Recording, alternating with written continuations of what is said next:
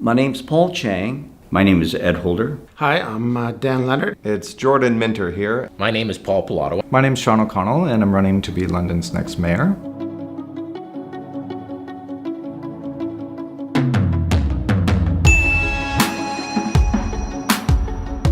Number one, we have to get a business-friendly person to lead the city. We are not a business-friendly city hall. The attitude in our city is, for some reason, and I don't know why, we were a regional powerhouse at one time, but we've fallen off the path. We are not a regional economic powerhouse anymore. That has to turn. It can be because you folks, your intellect, the ability, the people, the infrastructure, the land's all here. Getting industry here and getting student apprenticeship opportunities is a big area. We need to, when you come out of school, you have no experience. Why? Because I couldn't get apprenticeship. That has to be addressed. About 4 years ago, I said, instead of giving the $30 million to Kingsmill, remember that deal? We gave $30 million to Kingsmill. We don't know who got how much. We don't know what the building's worth, but we gave that money away. There was money given away like that. I said, instead of giving $30 million away, make it an apprenticeship program. Give it to industry. You hire the students, we'll pay 100%. After 3 months, if the student's working out, we'll pay 75, you pay 25. So the gradual risk the initial risk is taken on by the city. Industry takes on some risk. And after 6 months, if the student works out, you pay 50, we pay 50.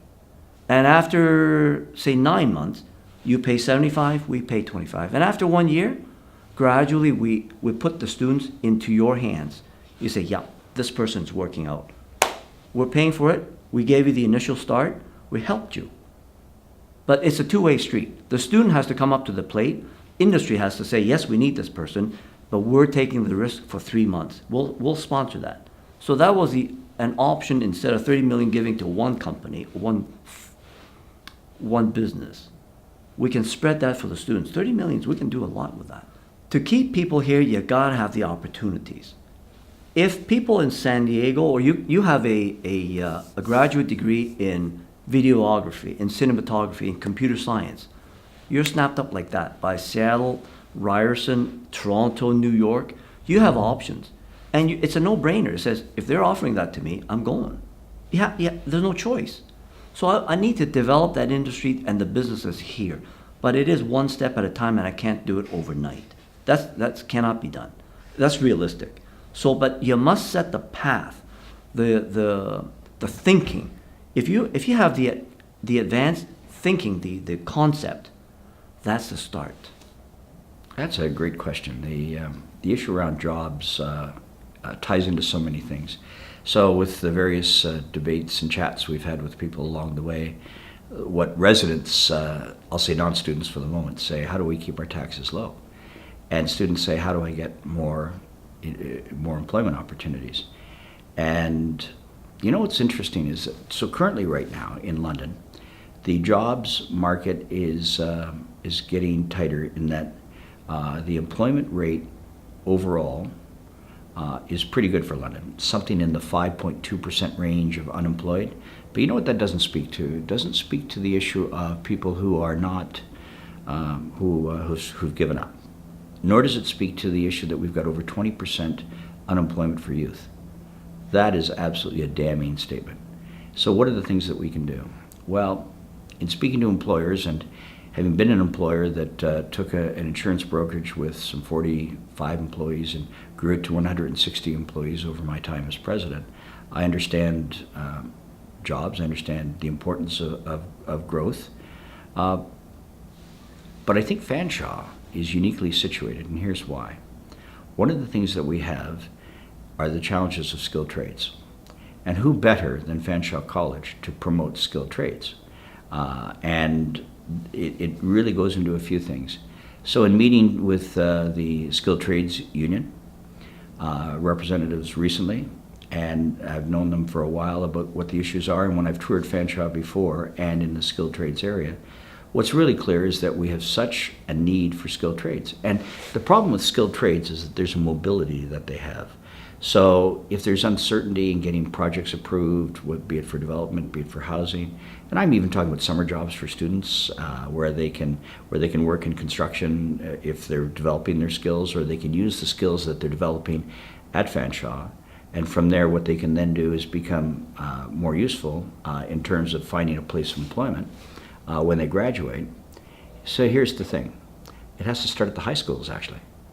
And I think there are some great opportunities to encourage co-op between high schools, and I'm talking both the public and the Catholic systems, aggressively initiate that interest in the trades so that when they come to Fanshawe, what they're going to be able to do is they've got co-op experience. They tie that into the skilled trades connections that, frankly, from my standpoint, I would help develop. And here's how you would do that. What you do is you would assess what the needs are. I've already said that there's a real gap in the amount of people who are looking for work and those who are looking for workers. And London is always looking for workers, full-time and part-time. And what you've got to do is you've got to marry them up. Sometimes it's a bit of networking, sometimes that's connecting. Why wouldn't we do an assessment of what employers need in our city? And then find the individuals and marry the pool of people looking for work, including students for sure, and the employers looking for those people, and putting them together. You hear about job fairs and all, and the 100-mile lines and the like, and that's one thing. Most of the jobs you get are because someone's picked up the phone and said, by the way, I've heard someone is looking. It sometimes can be that simple, but it can be a lot more involved, especially if you don't know where to go. So what I think you need to do is you need the Small Business Center, which is going to be relocating to the former London Free Press building. And you need them on site, and they're certainly, while funded through federal and provincial programs, certainly are well connected to the city. And you've got to have them as part of this process as well. While they're studying, this is a good thing because then the stepping stone can be developed. Some places have co-op programs, and a lot of co-op programs go on to get hired, the people that do that. I'm not sure what percentage of the Fanshawe programs have that, but other colleges I know have that. When I was here in electronics, we didn't have that all across the electronics department, and it's radically changed since I was here. I know places like the University of Waterloo have that, and they're known for that, and half of them end up in Silicon Valley as a result. So this is something that can be done. More co-op programs, paid co-op programs. And internships are nice, but you hear about exploitation in internships. So it's good to have multi-level placements for students, internships, co-op placements. It'd be good if they could be paid so that there's less exploitation. City Hall can work together with Fanshawe College to work with these businesses to get them in the door of the businesses so the businesses can see the potential of these young people. And the one thing can lead to the other in a step-by-step program. So I understand the youth unemployment rate is very high, double and triple what it is generally for the community. So we need to have a situation where there's a system, a mechanism, a step-by-step way for the students to go, and they're graduating with a student loan, and then they end up in the food industry. I don't want to mention the names, but everyone knows, would you like fries with that? So that happened to me. I was in electronics with big student debt, took me years to pay off, and so we need to get them coming out of school, working in the field that they studied in, and that's a big challenge. And when I graduated here, the president of Fanshawe College said half the graduates in law schools in Canada couldn't find a place to article. So that was 1995, and I think it's still a difficult environment going from student to working in the career of your field. So we need to develop these relationships. City Hall can play an important role in that, and we all need to do our part. 80% of all jobs are small businesses. So 2, 3, 5 employees, we've got to get them to hire one more, hopefully a young person coming out of school. Students for jobs while they're here. Yeah, you want to make some cash, man. People get broke after the first couple of weeks. Local businesses could maybe be offered an incentive plan to hire students, to maybe have a ratio for their staff, at least one student per however many people. That's definitely something we could look into. I mean, if they're qualified and they want to work, there's probably no shortage. So there's something we can do. The students come, the students go, and no one is making babies in between. So we're not growing. I want them to stay. I want their awesome talents to be fulfilled here. So again, that's maybe an initiative that we can kick off through loan applications, for example. Those that want to start their own business, whether it be a small shop or a tech company or anything they want to get off the ground, we have to encourage that and put a stamp of approval on it almost immediately to retain them and get them working here. Economic development, I've tried to outline this in my blog posts. Largely what's happening in London is we're in a period of transition, right? All the manufacturing jobs left. So the people who relied upon that, especially when it comes to students, if they want that summer job while they're in their studies or they're trying to save up for the next year, I find that in order to really generate jobs, we're going to have to rejig the way London actually is and the way we look at ourselves. And I'm looking at creating marketable spaces. And what do I mean by that? I mean, so when you have a transit hub, right? People know that area is going to be highly walked. There's going to be a lot of foot traffic.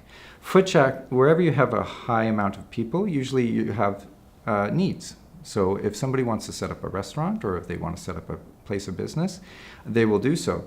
But it's those little small mom and pop stores that will facilitate people in order to actually find work, even if it's temporary work. But in London, we're not having a situation where we're doing that currently. We're not I want better buildings, better apartment buildings. And what do I mean by that? I mean that you want to have architecturally significant buildings.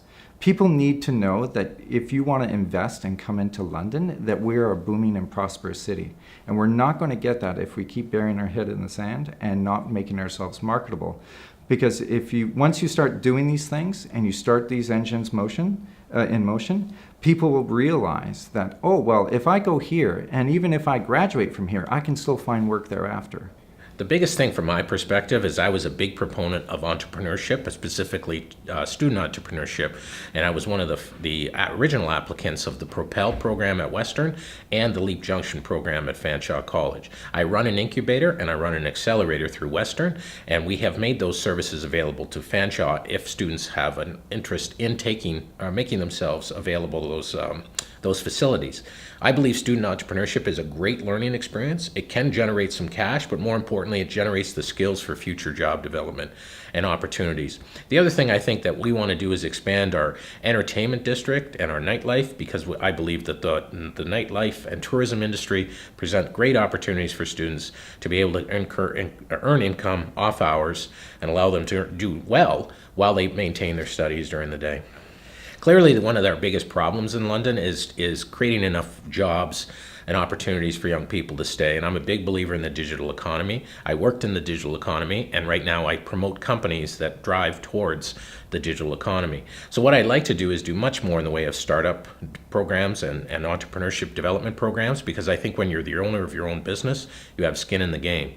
And London has to do a better job of attracting capital so that these young entrepreneurs who are looking to start and grow a business have the resources, the mentoring, and all of the skill development that they need to ensure their success. So that's one area. The other one that I think is very plausible is around not just digital economy, but non-tech jobs. I'm a big believer in the skills trade, and I'm a big believer in helping people accelerate their apprenticeships and entry into the market so that they can actually work in either manufacturing, advanced manufacturing, or the construction industry.